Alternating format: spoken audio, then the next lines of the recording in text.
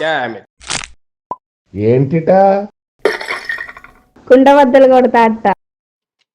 నమస్కారం, కుండబద్దల్ ప్రేక్షకులకి స్వాగతం. నేను గౌతమ్ కాటా.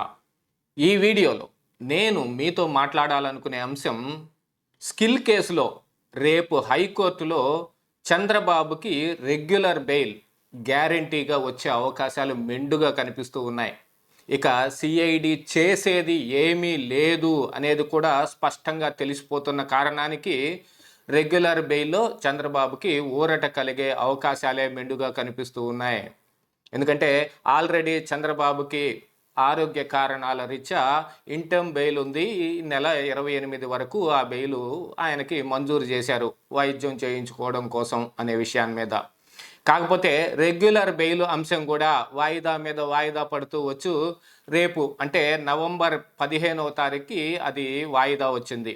అంటే రేపు దరిదాపుగా చంద్రబాబు నాయుడికి బెయిల్ వచ్చే అవకాశాలే మెండుగా కనిపిస్తూ ఉన్నాయి. ఎందుకంటే సిఐడి ఇక వాదించటానికి కానీ మరేదైనా ఒక అంశంలో అడ్డం పెట్టడానికి కానీ ఎటువంటి అవకాశాలు ఏం కనిపించటం లేదు. ఎందుకంటే సిఐడి ఆల్రెడీ 4,000కు పైన డాక్యుమెంట్లని సిద్ధం చేసింది. ఆల్మోస్ట్ ఒక 140, 150 వరకు 164 వాంగ్మూలాలు కూడా తీసుకున్నారు. ఇక ఇందులో మనీ లాండరింగ్ ఎలా జరిగింది అనేది కనిపెట్టవలసిన అంశం సిఐడి ముందు ఉంది. మిగతావన్నీ వాళ్ళు స్కిల్ కేసులో చంద్రబాబు నాయుడు ఇలా చేశాడు, స్కిల్ కేసులో ఆయన చేయమంటేనే మేము ఇలా చేశాము అని కొంతమంది వాంగ్మూలం ఇచ్చినప్పటికీ ఇక మనీ లాండరింగ్ ఎక్కడ జరిగింది అనే అంశంలో మాత్రం వాళ్ళు సిఐడి కనిపెట్టవలసిందే బ్యాలెన్స్ ఉంది. కానీ ఇంకా చంద్రబాబు నాయుడిని విచారణ చేయవలసింది కానీ ఆయన దగ్గర నుంచి మరికొంత సరికొత్త సమాచారం కనిపెట్టవలసింది కానీ ఏమీ లేదు. ఆల్మోస్ట్ ఆల్ ఈ కేసు ఫైనల్ దశకు వచ్చినట్టే. ఇక సిఐడి ఛార్జ్ షీట్ వేసి దీని మీద విచారణ మొదలవ్వాల్సిన అంశాలు ఉన్నాయి.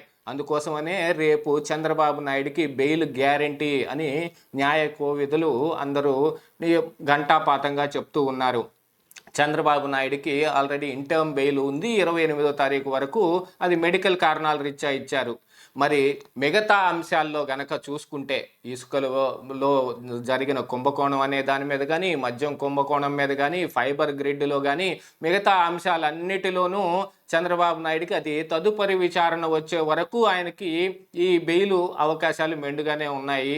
ఈ ఇంటర్మ్ బెయిల్ ఉంది, దానికి కూడా వర్తిస్తుంది అనేది కూడా ఉంది. అంటే నవంబర్ 28వ తారీఖు వరకు ఈ కేసులో వేటిల్లోనూ ఆయన్ని అరెస్ట్ చేసే అవకాశం లేదు. స్కిల్ కేసులో అయితే దరిదాపుగా రెగ్యులర్ బెయిలే వచ్చే అవకాశం ఉంది. ఇక మిగతా అంశాలన్నింటినీ తీసుకొని రావాలి.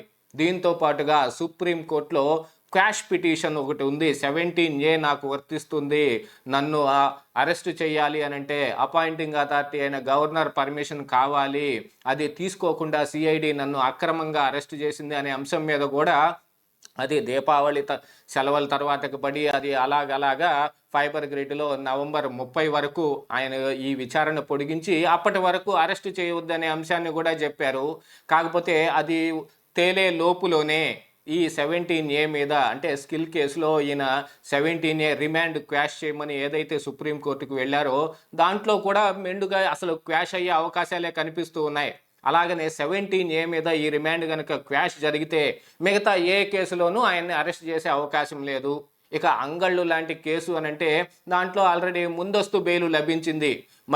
మళ్ళీ సరికొత్తగా కేసులు పెట్టి వాటిల్లో గనక అరెస్టు చేయాలి, ఇదే అవినీతి కింద అరెస్టు చేయాలి అని అనుకుంటే 17A అడ్డం పడే అవకాశాలు మెండుగా కనిపిస్తూ ఉన్నాయి. సుప్రీంకోర్టులో కూడా చంద్రబాబుకి అనుకూలమైన తీర్పు వచ్చే విధంగానే కనిపిస్తోంది. కాకపోతే ఈ వైఎస్ఆర్సీపీ పార్టీ నాయకులు కానీ వాళ్ళ మీడియా కానీ 2 రకాలైన ఇవి వచ్చే అవకాశం ఉంది, 2 జడ్జీలు ఉన్నారు, 2 రకాలుగా వాళ్ళు తీర్పులు ఇచ్చే అవకాశం ఉంది, ఆ తర్వాత ఇది త్రిసభ్య ధర్మాసనానికి మారుతుంది, అసలు ఇవేవి కాదు రాజ్యాంగ ధర్మాసనానికి వెళ్తుంది, 17A మీద ఆల్రెడీ మరొక పిల్లు కూడా దాఖలు చేయటం జరిగింది కాబట్టి అని అంటున్నారు. కానీ వాళ్ళు వాటన్నిటికంటే ముందుగానే ఈ కేసు కోర్టుకు వెళ్ళింది కాబట్టి ఇందులో ఏదో ఒక జడ్జిమెంట్ ఇవ్వాల్సిన అవసరం ఉంటుంది అనేది కూడా న్యాయ కోవిధులు చెప్తూ ఉన్నారు.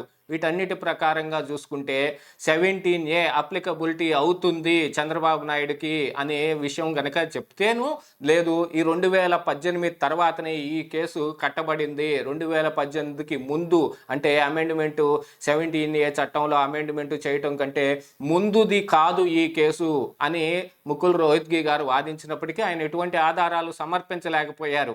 ఆ కారణానికి చేతనైతే కానీ ఇప్పుడు పెడుతున్న సరికొత్త కేసులు వీటన్నిటి మీద కానీ 17A కంపల్సరీగా అప్లికబిలిటీ అవుతుంది. దాంతోపాటుగా ఆల్రెడీ ఇక్కడ ఏపీ హైకోర్టులో రేపే రెగ్యులర్ బెయిల్ స్కిల్ కేసులో రెగ్యులర్ బెయిల్ కోసం ఏపీ హైకోర్టులో విచారణ జరుగుతుంది. ఆల్మోస్ట్ రేపే ఫైనల్ డెసిషన్ వచ్చే అవకాశం కూడా కనిపిస్తూ ఉంది. ఉన్న పరిస్థితులన్నింటినీ బట్టి చూసుకుంటే ఇక చంద్రబాబుని రిమాండ్లో పెట్టి ఆయన్ని విచారించవలసిన అవసరం ఏమీ లేదు కాబట్టి బెయిల్ కంపల్సరీగా వచ్చే అవకాశాలే మెండుగా ఉన్నాయి. రేపు గ్యారంటీగా చంద్రబాబు నాయుడికి రెగ్యులర్ బెయిల్ లభిస్తుంది అని న్యాయ కోవిదులందరూ ఘంటాపాతంగా చెప్తూ ఉన్నారు. ఎందుకంటే దీని మీద విచారణ పొడిగించడానికి మొన్న ఆల్రెడీ సిఐడి తరపున ఏఏజీ గారు అటెండ్ కాకపోయిన దానికి, లేదా ఇంకొక పత్రాలు ఏవైనా సమర్పించడానికి లేటు కోసం మరొక వాయిదా అడిగేదానికి ఏమాత్రం అవకాశాలు కూడా కనిపించటం లేదు. ఆల్మోస్ట్ ఇక సిఐడి చేసేది ఏమీ లేదు. రేపు బెయిల్ చంద్రబాబు నాయుడికి మంజూరు చేస్తే వాళ్ళు కూడా అడ్డం పడే అవకాశం లేదు.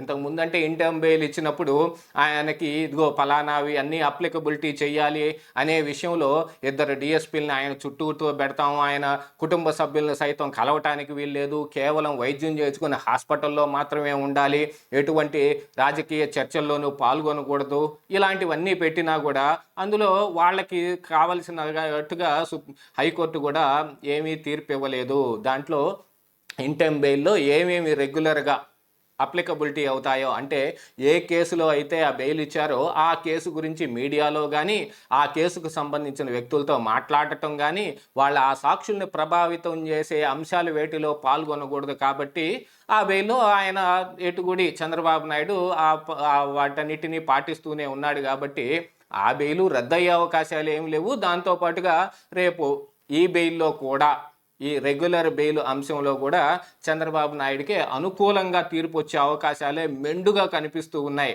కాకపోతే ఇప్పుడు సిఐడి ఏదో ఒకటి చెప్పి అడ్డం పడాలి. ఎందుకంటే జగన్మోహన్ రెడ్డి గారు ఊరుకోరు. చంద్రబాబు నాయుడికి ఇంత ఈజీగా బెయిల్ వస్తేనో, లేకపోతే 17A క్వాష్ అయిపోయి 17A దాంట్లో సుప్రీంకోర్టులో జరుగుతున్న దాంట్లో రిమాండ్ క్వాష్ అయిపోతేనో జగన్మోహన్ రెడ్డి గారు అంత ఈజీగా ఊరుకోరు. కానీ తాజాగా సుప్రీంకోర్టు ఇచ్చిన దీని ప్రకారంగా చూసుకుంటే, తీర్పు ప్రకారంగా చూసుకుంటే ప్రజాప్రతినిధుల మీద ఉన్న కేసులన్నీ త్వరితగతిన తేల్చాల్సిన అవసరం ఉంది అని వాళ్ళు చెప్తూ ఉన్నారు. విచారణ కూడా బాగా అవసరమైతే తప్ప వాయిదా వేయొద్దు అనే దాని మీద కూడా వాళ్ళు స్పష్టంగా చెప్పారు. కాబట్టి ఇక వాయిదాల మీద వాయిదాలు పట్టడం ఎప్పటిలాగా, అంటే ఈ గత 60 రోజులుగా ఏదైతే జరిగిందో దానికి ఆస్కారం కూడా లేకుండా పోయే అవకాశాలు కల్పించడం మూలాన చంద్రబాబు నాయుడికి రేపు కంపల్సరీ విచారణ జరుగుతుంది, బెయిల్ కూడా వస్తుంది. ఇదే ఈరోజు కుండబద్దలు.